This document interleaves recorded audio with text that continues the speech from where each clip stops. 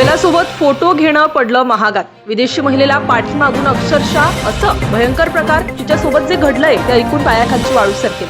नेमकं त्या क्षणी तिथे काय घडलं असेल, एका क्षणात वातावरण कसं बदललं असेल आणि लोकांसमोर असा कोणता प्रसंग घडला की काही सेकंदांसाठी सगळेच थिजून गेले. रस्त्यावर सगळं काही अगदी सामान्य होतं. लोक ये जा करत होते, गाड्या जात होत्या, बाजूला काही जण उठून आपापल्या कामात व्यस्त होते. कुणालाही कल्पना नव्हती की पुढच्या काही क्षणात असा प्रकार घडणार आहे की सगळ्यांच्या काळजात ठोका चिरणार आहे. त्या रस्त्याच्या कडेला एक मोठा बैल शांतपणे उभा होता. शहरामध्ये किंवा गावांमध्ये रस्त्यावर बैल दिसणं काही नवीन नाही. लोक त्याच्या बाजूने जात होते, काही जण पाहत होते. पण त्या दिवशी तिथे एक विदेशी महिला आली.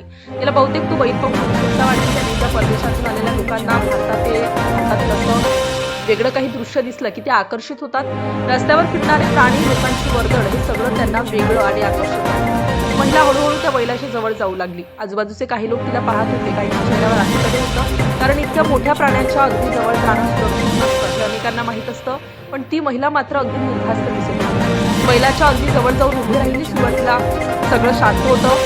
बैल स्थिर उभा होता. महिला देखील त्याच्या जवळ उभी राहून काहीतरी करत होती. तिला वाटत असावं की हा क्षण खास आहे. कदाचित तिला वाटलं असतं की हा बैल शांत आहे, काहीच करणार नाही.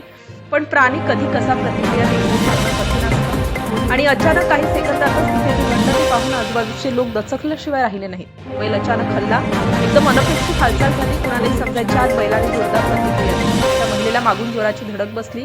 सगळं इतक्या वेगाने घडलं की काही क्षणांसाठी कुणालाच काही समजलं नाही. महिला एकदम घाबरली.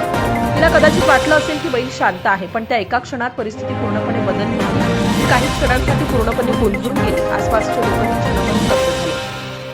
कोणी धावत पुढे जावं की थांबावं हेच काहींना समजत नव्हतं, कारण जे घडलं ते पूर्णपणे अनपेक्षित होतं. महिला काही क्षण तिथेच थांबलेली दिसली.